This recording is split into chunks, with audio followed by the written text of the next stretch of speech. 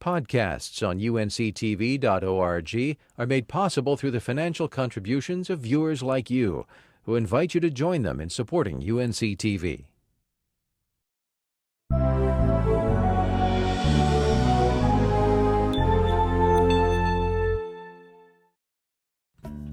Grilled corn on the cob slathered in butter. Makes your mouth water, doesn't it? Meet the farm family that's found a recipe for success with perfect produce and succulent sweet corn. Then get ready to sample some creative corn dishes. Sweet corn, it's what's cooking next in Flavor NC. Flavor NC was made possible by Got to Be NC Agriculture, the official state identity program for products grown and processed by farmers and value-added food companies in North Carolina. When you want the best, it's got to be NC. The Currituck County Department of Travel and Tourism. The Currituck County Outer Banks. More value, more excitement, more than you imagined. Additional support was provided by the following.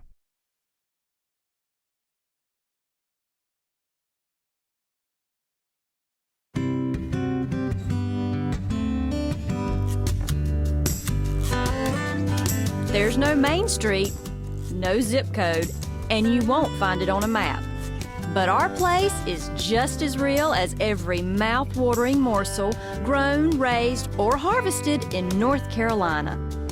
Welcome to Flavor NC, the heart and soul of local food.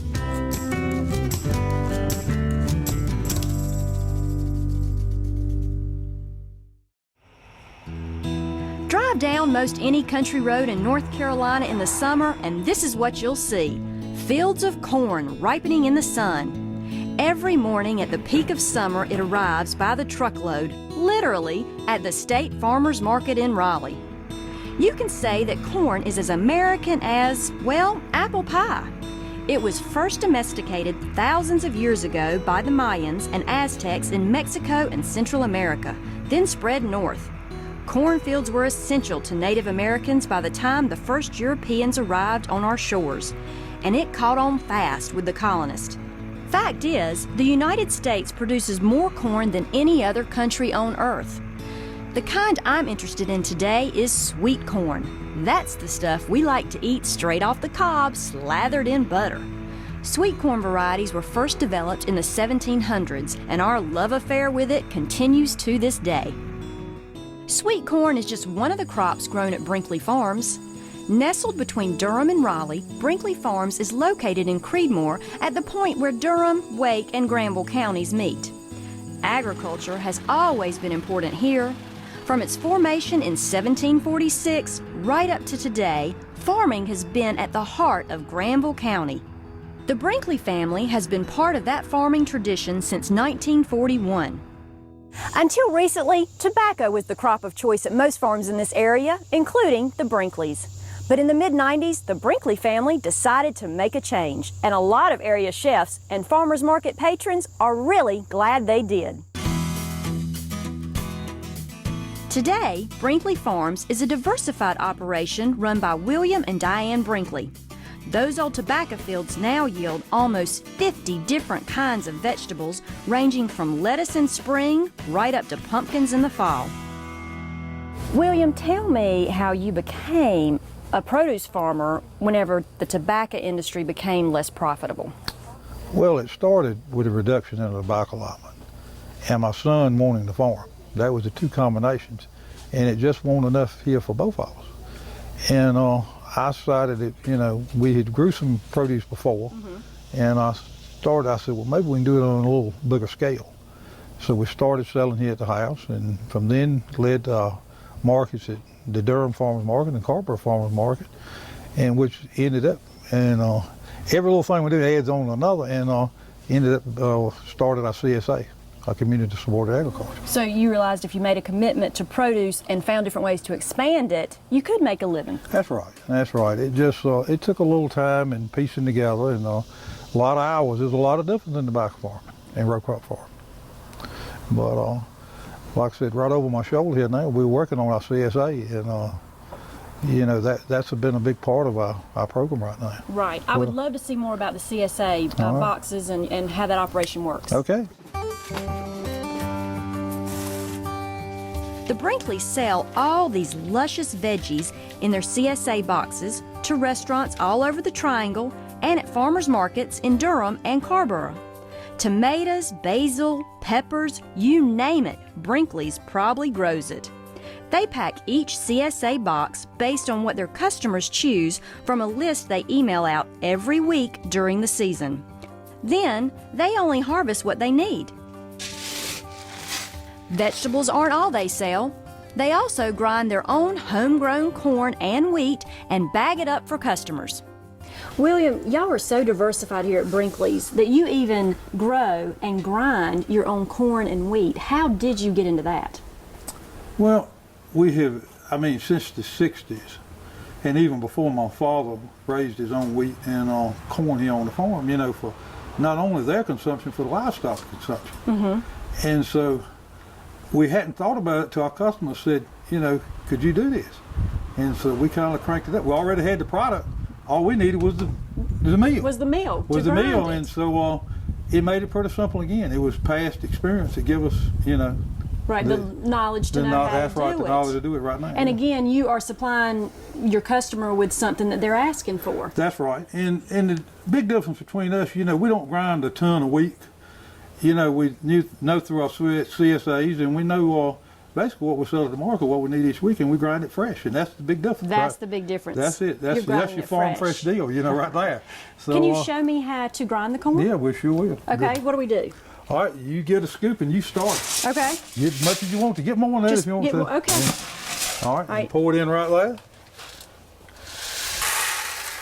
There we go. And you hit the switch, and we're going to have cornmeal on the way.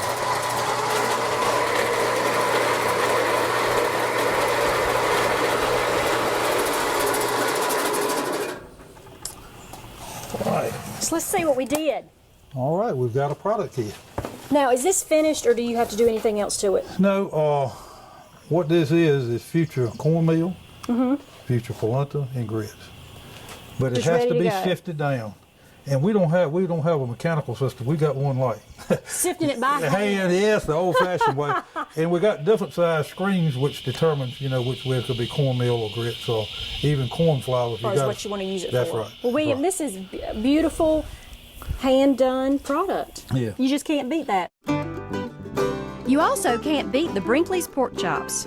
William added pasture-raised pork to the mix a few years back. These pigs snoozing in the shade will become pork chops and bacon for Brinkley customers. It's just another way to make the farm profitable year-round by providing people with something they want, pasture-raised pork. The Brinkleys spend a lot of time thinking about what's best for their animals, their crops, and their land. So much time, in fact, that in 2007, they were given a Conservation Farm Family Award for being such good stewards of the land and water. Raising vegetables like sweet corn isn't easy. Pests and bugs that like to eat the watermelons and other produce the Brinkleys grow as much as we do are a real problem. The Brinkleys use a system called Integrated Pest Management. William, this is a beautiful slice of watermelon, and I know that one of the reasons it's probably so pretty is that you do something on your farm to help with the quality called Integrated Pest Management, and I have no idea what that is. Okay, let's just call that a safety factor. Okay. And what it means is we don't spray unless we absolutely have to, and that is a threshold of insects in the field. Okay. We've got a level that we go by, you know, because a lot of them beneficial that we don't want to bother. Right, you want to leave some. That's right, we want to leave some out there that's going to help us. But sometimes they reach a threshold, they will damage the crops, and that's when we go out there.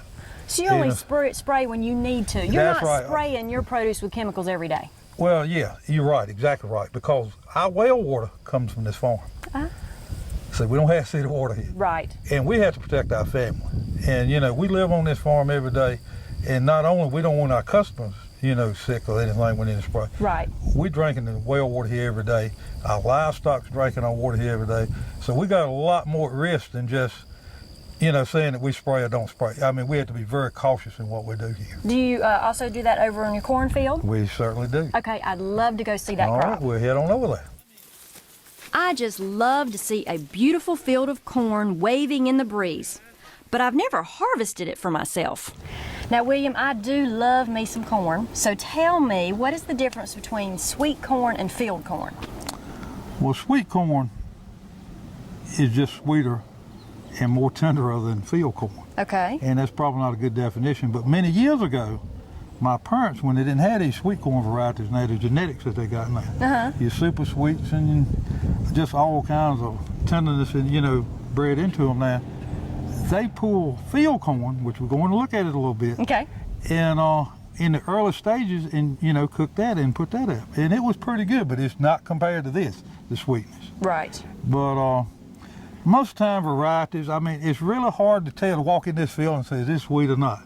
You really got to know from the time you planted it, which variety you picked. So my farmer can tell me if it's sweet corn or not. 99.9% of the time. Of the time. And then, well, I say 90% of the time. Sometimes the weather affects that. But all we can do is maybe we can try it. And like I said, a lot of times my mother and my wife over there, they feel of it like that, and they say, well, pretty good one, so let's try it. William, I'm going to get this piece and let's look at it. How about that? All right, let's try it. Just straight down? Straight down. Kind of twist it? Yeah, put some muscle in it. Put some muscle in it. Oh, I got Look it. at that. All right, shucking it. Well, we got a pretty good ear right there. Right down at the bottom. So that goes, let's try again. Oh, you did that so much better than I did. Oh, yeah, this one's better. Oh, that's pretty. Look at that. See, I'm the farmer and you not. I know. That is obvious. That's why I come to you. Well, do you mind if I'm getting ready to go to Nana's to see my friend Scott Howell, and he's going to show me some corn recipes. All right. Do you mind if I pick some corn in your field? Let's go to it.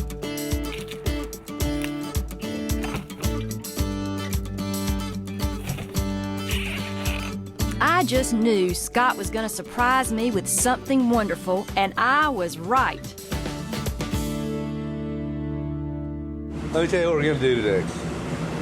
We're going to make an old Italian dish that we do here as a side dish a lot of the times, or sometimes just as an appetizer with a little tomato sauce. It's called a risotto and goat cheese arancini. Arancini. Arancini. Never heard of it. Well, it's kind of like an orange shape is what it's supposed to be like. And when they add the chini part to it, that means they're smaller. Okay. Okay? Okay. What's first? So what we're going to do is we got some risotto that we've cooked partially, and that's actually from yesterday, so it's a great thing to do With next day. leftovers. Absolutely. Okay. We're going to do one part of that, which is 2 cups. We're going to do one part of the Brinkley's summer sweet corn here. Now, is this already pre-cooked or just cut off the cob? We cut it off the cob, we pre-cooked it. Yeah, Okay. you need to pre-cook it in this type of environment. So something you can do with leftover corn on the cob. Absolutely. Okay. And then we got a bit about this much goat cheese. This came from a really groovy farm over in Chatham County called Celebrity Farms Goat. So I like to get it a little creamier. We can use fresh mozzarella, works out great with the chunks. So you got oozy things going on in there. Right. But the goat cheese seems to do fine. Then what I'll do is hit it with a little mixed herbs, parsley, a little bit of thyme in there, touch of sage. Then I'll hit it with a good bit of salt and pepper. Although you got to watch the salt and pepper. This is very easy to work with salt and pepper because it's not so iodine-y, Okay. you know? Right, right. So then what I'm going to do is hit it with a little salt and pepper. Now at this point, you can do anything in the world. You can add mushrooms, you can add bacon, you can do whatever you want. But for us today, all we're doing is kind of a side dish straight up so you can taste the corn, and the corn doesn't get blown away by 30 ingredients. Right, so you're doing a little more simple. Which is what I think about the whole thing today. I think we need to show the corn off. That's what people are wanting to eat right now this time of year. That's true. That's nothing like some fresh North Carolina corn. Oh my word. So you're just going to mix this and combine all your ingredients, Just and then gonna- we're going to shape it into balls. You got it. All right, then what we'll do, I've got a little ice cream scoop here. This is in the shape of an oval, which is what I like to do. We'll pop our goat cheese in there and then just pop it out on the counter. So let me do that real quick. Every time I like to put a little bit of water on it. Form all your arancini, then you're ready to bread and fry. Scott rolls them in seasoned flour, dips them in beaten egg, then lightly rolls them in breadcrumbs seasoned with Parmesan and herbs. From there, it's straight into the frying pan until they are golden brown. But once they get to that color and they're brown all over, there you go. I think they're going to be pretty good. Once the arancini are golden brown, it's time for the sauce. So what we got going for our sauce for that's going to be a quick one too. We've oven roasted some cherry tomatoes, okay? So they've been in the oven, they're a little bit more they've got a little bit more deep flavor, a little bit more deep flavor. Chili flake, shallots, and basil. Now, I'm just going to make it an oil type based sauce. We got the corn in there. You know, we can put corn in there if we want to, but I think it's going to be better if we kind of keep those two things separate. That way you taste the corn, you taste the tomatoes and everything. But remember, when you get enough oil in there and you put your shallots in, let your shallots cook to what they call aroma. Okay, so leave them alone and let them do their thing. Well, you can leave them alone, but I kind of like to shake them around a little bit in the purpose that they'll cook evenly. Okay. Scott then adds a little garlic to the pan, making sure it cooks to aroma too.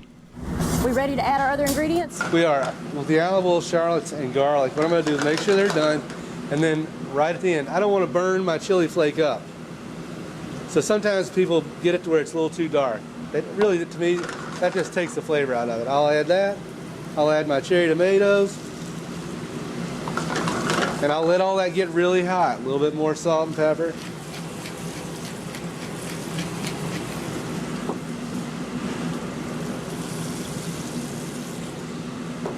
And then what we'll do is we will wait until the end to put our basil chiffonade in there.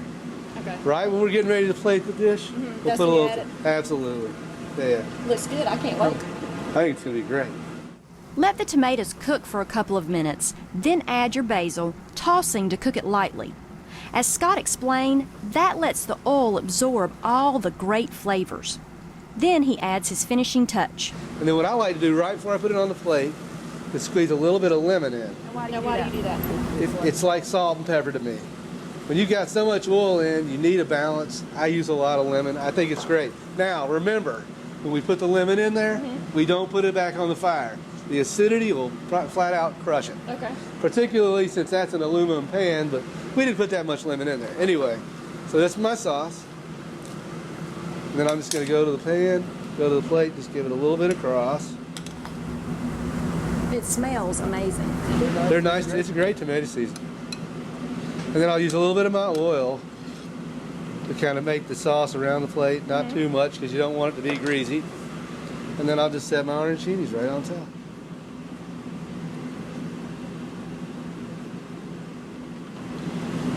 I like to do things in odd numbers, threes and that type of thing. So then I'll sprinkle a little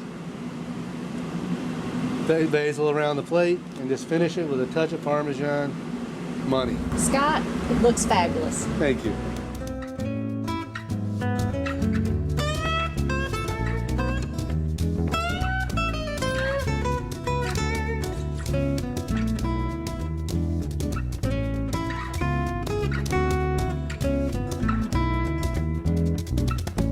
Scott, what are we making next?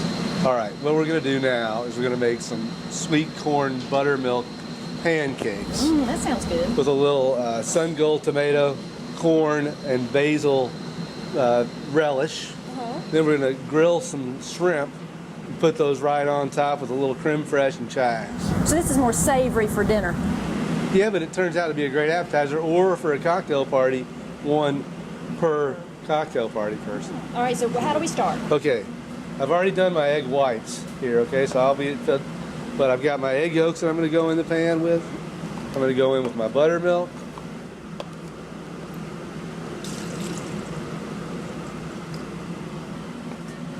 I'm going to go in with my flour. Flour is the thing that you got to kind of add as your batter gets thick. Okay, so you're sure you have the right consistency. Yeah, just hand me that just so we know that the pancakes will rise. A little bit of salt and pepper. And that was baking soda you just put in. Baking soda, yes ma'am. A little bit of salt and pepper. All right. Blend your ingredients together, adding flour gradually. Then mix in some melted butter and add a little more flour if you need it to get the right consistency. I like my batter to be thicker rather than looser, so the structure's a little bit better. All right, now that's all the butter I want. Now I'm gonna fold in my egg whites, okay? So when I say fold in, I'm just gonna tap this off. We've got egg whites that have already been done. Usually it's whatever the ratio of eggs you're using. You put your egg yolks in for your original batter, and then you fold the egg whites from those eggs into this. Okay, 4 yolks, 4 whites. And they need to be firm.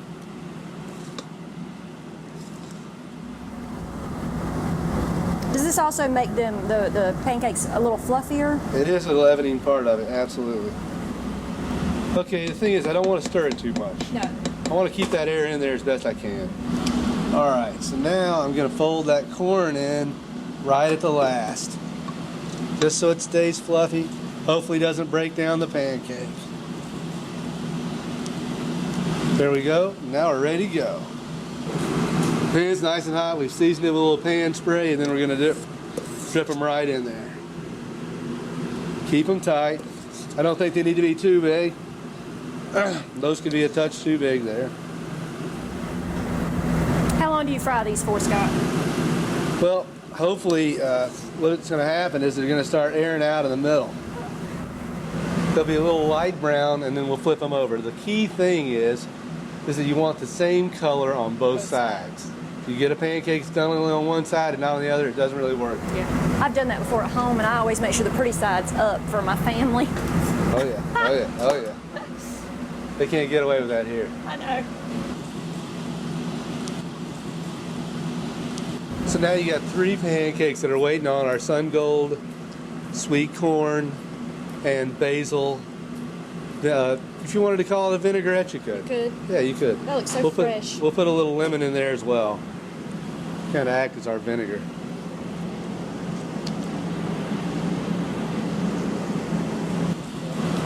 Just a touch of salt and pepper, and we're good.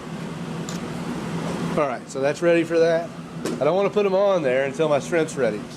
Scott tosses the shrimp with olive oil and seasoning, then pops them on the grill. So our shrimp is grilled. Okay. All right. What we're going to do is take her over here. Center, remember we're kind of using 3s and 5s and things like that. We're going to toss our little relish together. We don't want to put so much that you've got more than the pancakes or more than your shrimp, okay? I'm going to use a little bit of oil to go around the plate with and the corn. I'm going to take my shrimp and just kind of pop them right up there on top. So that's an appetizer right there. Scott, I love the color combination of this dish. It's beautiful.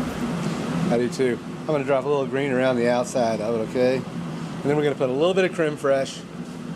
Just kind of toss it out on the shrimp. So each pancake gets a little creme fraiche. You don't want to put too much stuff on there. Sometimes it's not better to put less than it is more. But that's the pancakes. That's the sweet finished corn product. pancakes with the corn and sun gold relish, grilled shrimp, and a little bit of creme fraiche. Looks good enough to eat. Absolutely.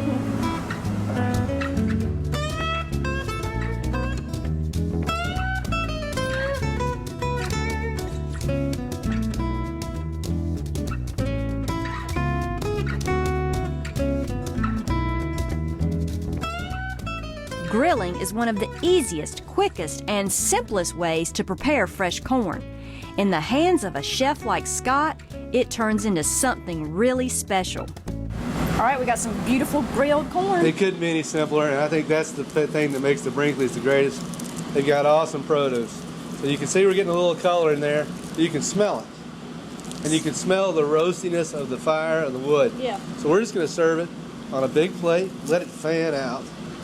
Same way with both of them. You know, it's funny, at Nana's we'll do this occasionally, and we won't sell any. Boy, one of them goes out, Everybody wants one because we leave these on, and then what we'll do is we'll take little compound butters of truffle butter, and we'll just let it sit on there, and it just It's just gonna melts melt. down right into it. So you got a little black truffle butter, finish it with a little herbs, and you're good to go. And that's it. That is, I gotta say, that is simple, easy, and beautiful. I have to say, it's awfully delicious too. You know, I get so inspired by creative chefs like Scott and by hard-working farm families like the Brinkleys. They've each found a way to make a living doing what they love, growing great ingredients and turning them into great food. You just gotta say, more power to them. I'm Lisa Prince, and I'll see you next time right here in Flavor NC. To see today's recipes or for more information on local food and farmers markets in your area, visit flavornc.com.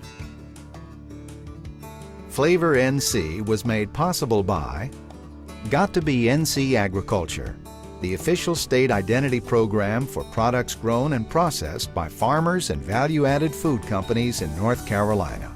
When you want the best, it's got to be NC. The Currituck County Department of Travel and Tourism. The Currituck County Outer Banks. More value, more excitement, more than you imagined. Additional support was provided by the following.